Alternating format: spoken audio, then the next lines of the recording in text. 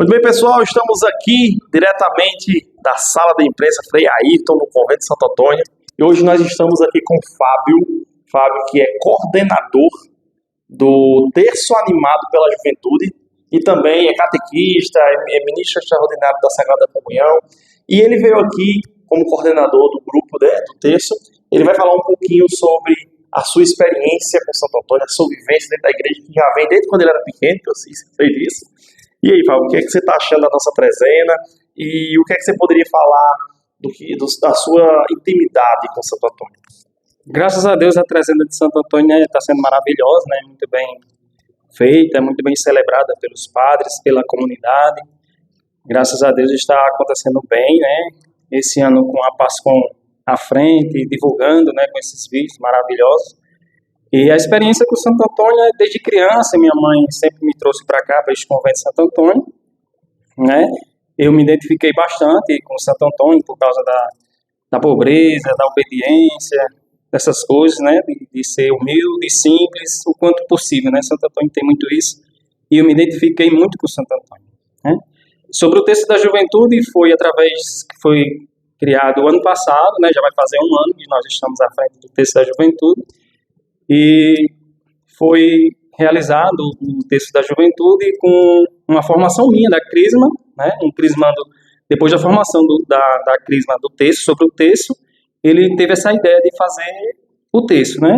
Ele queria que realizasse o Terço antes de começar as formações e não foi muito bem aceito. Ele pediu ajuda a alguns da gente e a gente ajudou ele, a gente fez, e como está fazendo o Terço da Juventude, né? Implementou, né? E a gente juntou, né, algumas pessoas aqui do convento e a gente está fazendo esse Terço Animado da Juventude para atrair os jovens, atrair as pessoas, né, rezar pela nossa comunidade, né, que a gente não tem, basicamente a gente não tem isso, né, a intercessão, né, tanto pelo convento, tanto pelos frades, né, a gente reza por todos, né, por todos os enfermos, né, por todas as pessoas que necessitam das nossas orações e por nós, né, e assim, a quem precisar, nós estamos aqui para ajudar no que precisar. E tem tido bons resultados, né? O Terço da Juventude vem crescendo a cada dia que passa. A gente sempre gosta de brincar que é o Terço da Juventude e da perseverança também. E a trezena esse ano está tendo uma novidade também, a questão da inclusão das outras pastorais, trabalhando ativamente. O que é que você está achando dos jovens? Coisa rara de se ver aqui no nosso convento, muitos jovens ativamente participando. O que é que você poderia falar um pouquinho sobre essa imersão da juventude no nosso convívio, no nosso cotidiano? O Convento de Santo Antônio sempre teve isso, né, de atrair os jovens para cá, por ser uma igreja muito movimentada pelas pessoas mais idosas, né, de mais idade, mas a gente sempre tentou, de alguma forma, atrair os jovens para o Convento de Santo Antônio. E o Terço da Juventude, né, vem ajudando a isso, atrair os jovens, atrair as pessoas para junto de Deus, né, para formarmos um único corpo, né, que é a igreja nossa, e Deus possa nos abençoar e nos proteger, e também, né, atraindo o que não tinha muito aqui no convento, é o acolhimento, né, a questão do acolhimento. E isso, na pastoral do acolhimento, a gente vê muitos jovens, muitas pessoas dedicadas, né, ao acolhimento, as pessoas que chegam para a missa, que chegam para assistir, para participar da missa, se sentem acolhidas por essas pessoas, por esses jovens que vêm nos ajudar, que vêm na intenção de trazer cada vez mais jovens para dentro da igreja, para crescer o corpo místico de Cristo, né? E existe algum milagre por intercessão de Santo Antônio, alguma intimidade que você queira compartilhar conosco? O meu milagre de Santo Antônio foi na pandemia, durante a pandemia, né? A gente vinha tentando, eu e Flávia, minha esposa, a gente tentando engravidar, a gente não tinha conseguido ainda, e na pandemia, onde tudo estava fechado, né? As portas, principalmente a igreja também, mas a gente, como convive aqui, a gente participava da missa restrita. E numa das missas aqui, Frei Gilvan, né, como sempre, um grande intercessor de Deus, no final o celebrante de hoje, né? Que foi o celebrante de hoje, que no final da missa ele disse que tinha uma graça especial para uma pessoa que não se preocupasse, que a graça dela já tinha sido recebida. E com dias depois a gente foi fazer o exame, e com a graça de Deus eu não acreditava mais, né? De tanto exame que a gente já tinha feito, de aqueles exames de farmácia, a gente foi e fez.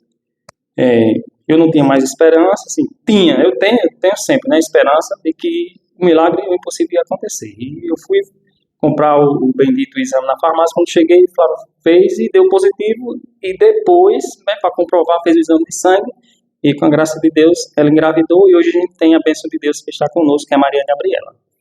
E vive correndo nos corredores aqui do convento, né? Vive correndo para lá e para cá, no 220, né, e com muita alegria, com muita saúde, está aí para dar glória a Deus pela essa graça, né, de Deus, que Deus nos dá de graça e a gente tem que devolver a Ele, ajudando a Ele no reino de Deus para que cresça cada vez mais. E Fábio, eu sei, assim, para quem não sabe, eu e o Fábio nós somos cunhados, né? Ele é casado com minha irmã, e eu sei que também você chegou um período que você pensou até em se integrar na ordem franciscana, né? Ser padre, né? Ser frei, né?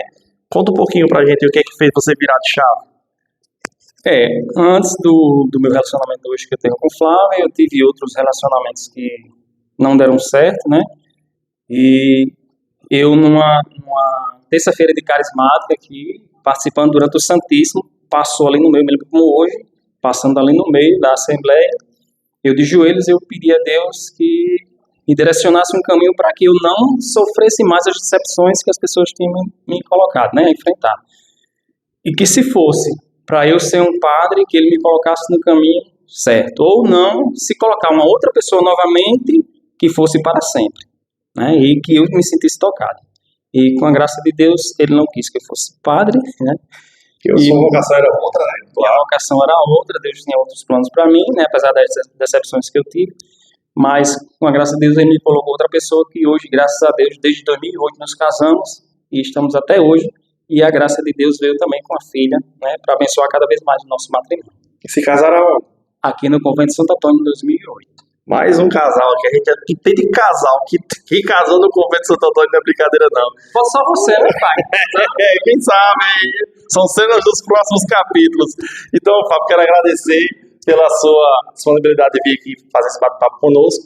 E você que está aí nos assistindo, não esqueça de curtir, de compartilhar, de comentar para poder dar engajamento nos nossos vídeos. O nosso Instagram é @Igreja do Galo RN e o nosso YouTube é Igreja do Galo Oficial. Curta, compartilhe, se inscreva e vem curtir a trezena, vem ver a trezena. Estamos na 8ª noite, ainda tem muito tempo para a gente poder aproveitar ainda. Certo, gente?